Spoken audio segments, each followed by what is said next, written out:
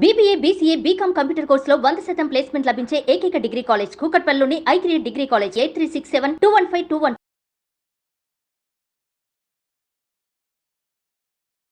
Hello viewers, welcome to Suman TV. So ఈ మధ్య కాలంలో చూసుకుంటున్నట్లయితే కరోనా కోవిడ్ మళ్ళీ వస్తుంది, మళ్ళీ విజృంభిస్తుంది, జనాల పైనకి వస్తుంది. చాలా కేసెస్ వచ్చాయి, ఒకరు ఇద్దరు కూడా ఆల్రెడీ చనిపోవడం జరిగిందని చెప్పేసి న్యూసెస్ లో కూడా చూస్తూ ఉన్నాము. అయితే ఇక్కడ వచ్చింది ఏంటంటే ఆల్రెడీ వ్యాక్సినేషన్ తీసుకున్న తర్వాత మళ్ళీ ఎందుకు ఇది వస్తుంది? వ్యాక్సినేషన్ వేసిందే కరోనా రాకుండా కదా, కానీ మళ్ళీ ఎందుకు వస్తుంది? చాలా మంది సెలబ్రిటీస్ కావచ్చు, అందరికీ కూడా ఈ కరోనా అనేది మళ్ళీ వస్తుంది అంటున్నారు. అసలు ఎందుకు అనేది సార్ అడిగి తెలుసుకుందాం. సో మనతో పాటు ఉన్నారు డాక్టర్ రాజేష్ గారు, సార్తో మాట్లాడేద్దాం. నమస్తే సార్. నమస్తే సార్. కరోనా రాకుండానే, ఎందుకంటే ఆ వైరస్ అనేది ఏదైతే ఉందో అది రాకుండానే మా అందరికి వ్యాక్సినేషన్స్ ఇవ్వడం జరిగింది. సో అవి కూడా 1-2 డోసులు అని చెప్పేసి ఇచ్చారు. బట్ ఇప్పుడు అది చెప్పిన దగ్గర నుంచి కూడా ఇది 2-3 అనుకుంటాం మళ్ళీ వస్తుంది, మళ్ళీ అటాక్ అయ్యింది అని చెప్పి. సో ఎందుకు అంటారు సార్? మీకు ఏమైనా కారణం తెలుసా? సో ఇక్కడ ఒక కాన్సెప్ట్ ప్రజల్లో అర్థం కావాలి. మనము వింటర్ సీజన్లో ఆల్మోస్ట్ అందరికీ కూడా కోల్డ్ కాఫ్ వచ్చిపోద్ది. దానికి సంబంధించి ఫ్లూ వ్యాక్సిన్ వేసుకోమని చెప్తాం. మరి ప్రతి సంవత్సరం వేస్తున్నారు కదా ఫ్లూ వ్యాక్సిన్. సో మీరు ఆ ఫ్లూ వ్యాక్సిన్ని క్షుణ్ణంగా పరీక్షిస్తే దాని మీద ఇయర్ ఉంటుంది, ఏ ఇయర్ ఫ్లూ వ్యాక్సిన్ ఇది అని. ఏ ఇయర్కి ఆ ఇయరే వ్యాక్సిన్. సో ఏమవుతుందంటే మన అందరం విన్నది కోవిడ్ టైంలో మ్యుటేషన్స్ అని జరుగుతున్నాయని, అది మార్పు దాలుస్తుంది అని. ఈ మ్యుటేషన్స్ ప్రతి వైరస్లో జరుగుతాయి. ప్రతి వైరస్లో flu is a virus, covid is a virus. ఇవి మారుతూ వస్తాయి, లక్షణాలు మారుతూ వస్తాయి. మనము ఒక 5-6 వెరైటీలు ఆల్రెడీ చూసాం కోవిడ్ టైం. మారినప్పుడు సేమ్ వ్యాక్సిన్ ఎలా పనిచేస్తుందమ్మా? ఇప్పుడు ఆ రోజు ఆ స్ట్రెయిన్ బట్టి తయారు చేసిన వ్యాక్సిన్ అది. ఇప్పుడు మనకి కరెంట్ ఫేస్ చేస్తున్న కోవిడ్ ఏదైతే ఉందో ఇది కొత్త ఒమిక్రాన్ లో ఒక వేరియంట్. అంటే ఎవ్రీ ఇయర్ ఇంకా కొత్తది వస్తుంది అనుకో. మరి ఎవ్రీ ఇయర్ ఫ్లూ వ్యాక్సిన్ వేసుకుంటున్నాం కదా. అంటే సార్ ఇప్పుడు ఏదైతే మనకి డెంగ్యూ, మలేరియా ఉన్నాయో అవి మనం ఎప్పటి నుంచో చూస్తాం. బట్ కరోనా అనేది మనకి మధ్యలో వచ్చింది కదా సార్, అది తగ్గిపోవడానికి, అది రాకుండా ఉండడానికి వ్యాక్సిన్ అనేది ఇచ్చారు. బట్ ఇది మరి మిగతా అన్నిటికి ఎందుకు పని చేయట్లేదు అంటారు? సో మిగతా అన్నిటికి పని చేయాలంటే అది రూపం దాల్స్తుంది కదా, మారుతుంది. అది వచ్చే వైరస్ అనేది చేంజ్ అవుతుంది. దాన్నే మ్యూటేషన్ అంటారు. ఆ మ్యూటేషన్ లో చేంజెస్ వస్తున్నాయి కాబట్టి ఆ type of effect on the body మారిపోతుంది, చేంజ్ అవుతుంది అంటారు. సో ఆ వ్యాక్సిన్ దీనికి పని చేయదు అంటారు. సో ఇప్పుడున్న రికమెండేషన్స్ ప్రకారం వ్యాక్సినేషన్ వెంటనే వెళ్ళి వేసుకోవద్దు. ఎందుకంటే ఇప్పుడున్న ఈ ఇన్ఫెక్షన్ హెల్త్ అథారిటీ ప్రకారం అంత సివియర్గా లేదు.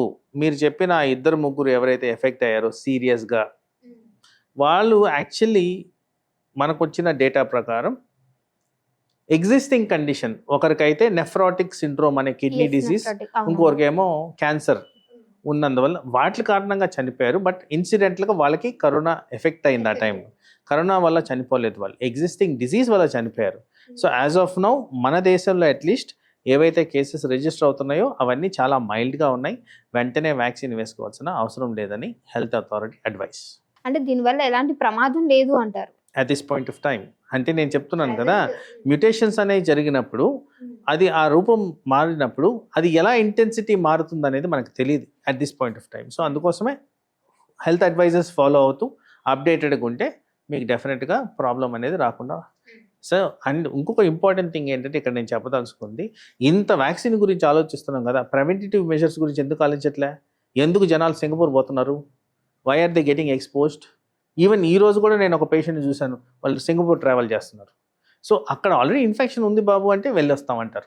అంటే అలా కాదు, మేము వెళ్తాం కానీ సార్ మాకు రాకూడదు అనే ఒక ధీమా అని అనుకోవచ్చు అంటారా జనాలది? అదే కదా, మాకు రాకూడదు, ఇది ఎప్పుడో బుక్ చేసుకున్నాం, దీన్ని క్యాన్సిల్ చేయలేం.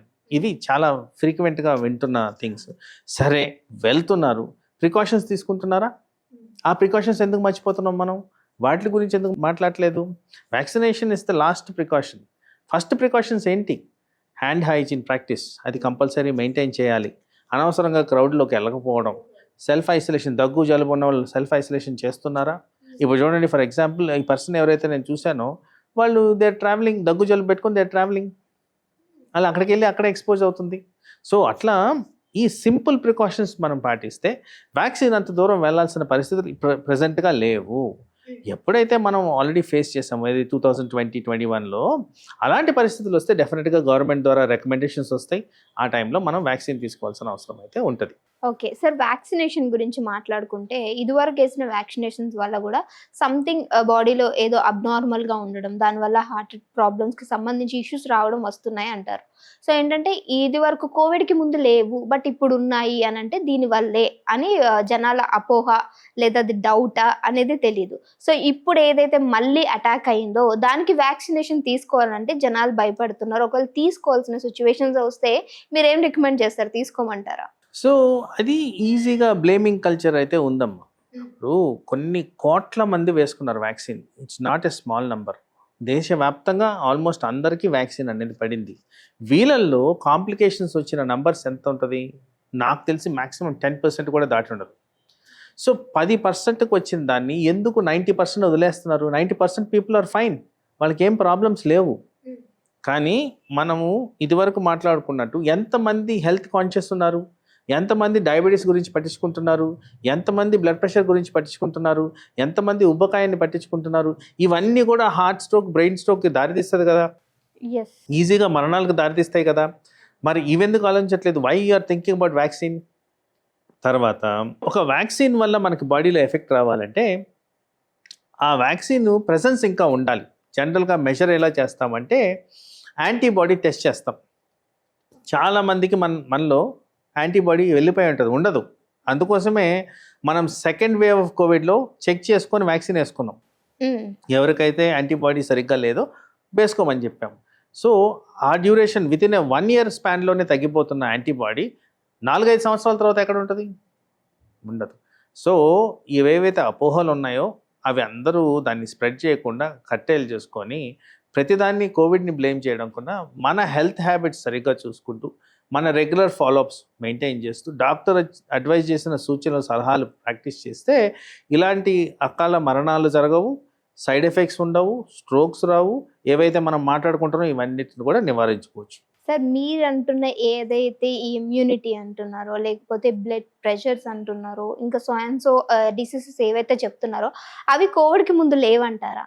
ఉన్నాయి. దాని మరి అప్పుడు జరగని ఈ హార్ట్ ప్రాబ్లమ్స్ కావచ్చు, సడన్ గా హార్ట్ అటాక్స్ కావచ్చు, ఇప్పుడు ఎందుకు ఎక్కువ అవుతున్నాయి అంటారు? ఇప్పుడు స్టాటిస్టికల్ డేటా తీస్తే రాబోయే సంవత్సరంలో అంటే 2030 మనకున్న డయాబెటిక్ పాపులేషన్ డబల్ అవుతుంది. వెనక్కి వెళ్తే మన డయాబెటిక్ పాపులేషన్ చాలా తక్కువ ఉండేది. మరి వాటి రిలేటెడ్ కాంప్లికేషన్స్ ఎవరు బేర్ చేస్తున్నారు? నంబర్ ఆఫ్ పాపులేషన్స్ పెరుగుతూ ఉన్నప్పుడు కేసెస్ పెరుగుతాయి. And you have to accept health awareness అనేది చాలా పెరిగింది పోస్ట్ కోవిడ్. హెల్త్ అవేర్నెస్ పెరిగినప్పుడు హెల్త్ మీద talk or spread of news ఎక్కువ ఉంటుంది. సో అలా జరిగింది కాబట్టే పాపులేషన్ పెరుగుతుంది. ఏది affected population of diabetes, hyper tension పెరుగుతుంది. కాంప్లికేషన్స్ ఆటోమేటిక్గా పెరుగుతాయి. ఎందుకంటే కాంప్లయన్స్ అనేది లేదు, కంట్రోల్ అనేది లేదు, టార్గెట్ ఓరియంటేషన్ లేదు. సో వాల్యూమ్ పెరిగినప్పుడు నెంబర్ ఆఫ్ కేసెస్ పెరుగుతాయి. వాటి గురించి గట్టిగా మాట్లాడుతున్నాం మనం. సో వాస్తవానికి ఏంటంటే ఇదివరకు ఎంత పర్సంటేజ్ ఉందో ఆ పర్సంటేజే ఉంది, బట్ వాల్యూమ్ పెరిగినందుకు నంబర్స్ ఎక్కువ కనిపిస్తున్నాయి. ఇప్పుడు మేము పెరిగే టైంలో డయాబెటీస్ అనేది ఇంత కామన్ కాదు. ఇప్పుడు చాలా కామన్. ఒక రూమ్లో 4 కూర్చుంటే 3కి డయాబెటీస్ ఉంటుందంట, అది లెక్క. ఇప్పుడు దాంట్లో 2కి బ్లడ్ ప్రెషర్ ఉంటుందంట. సో ఇలా ఉన్నప్పుడు డెఫినెట్లీ వాటికి సంబంధించిన ప్రాబ్లమ్స్ ఏవైతే ఉంటాయో, కాంప్లికేషన్స్ అంటామో, అవి కనిపిస్తాయి. ఓకే, అంటే దీనికి సంబంధించి మనం తీసుకోవాల్సిన కొన్ని జాగ్రత్తలు, ఎందుకనంటే అప్పట్లో కూడా కోవిడ్ వచ్చినప్పుడు చాలా వరకు చాలా హెల్త్ పరంగా, డైట్ పరంగా చాలా చెప్పారు మనకి. సో ఇప్పుడు ఈ ఏదైతే వైరస్ మనకు వస్తుందో దీన్ని అధిగమించుకోవడానికి ఏమన్నా డైట్ ఉందంటారా సార్? సో డైట్ అనేది ఆల్వేస్ అన్ ఇష్యూ.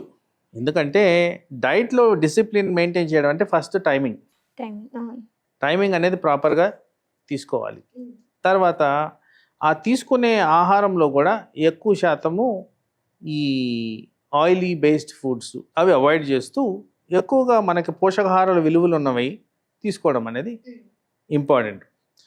మోస్ట్ ఇంపార్టెంట్గా ఈ డయాబెటీస్ని పెంచే విధంగా, బ్లడ్ ప్రెషర్ పెంచే విధంగా, ఊబకాయాన్ని పెంచే విధంగా డైట్స్ మనం అవాయిడ్ చేయాల్సిన అవసరం ఉంది. ఓకే సార్, సో కోవిడ్కి సంబంధించి ఇప్పుడు ఏదైతే వైరస్ వస్తుందో దానికి ఎలాంటి జాగ్రత్తలు తీసుకోవాలి, ఏ విధంగా ఉంటే అది మన వరకు రాకుండా ఉంటుందో చాలా చక్కగా వివరించారు. Thank you sir. నమస్తే.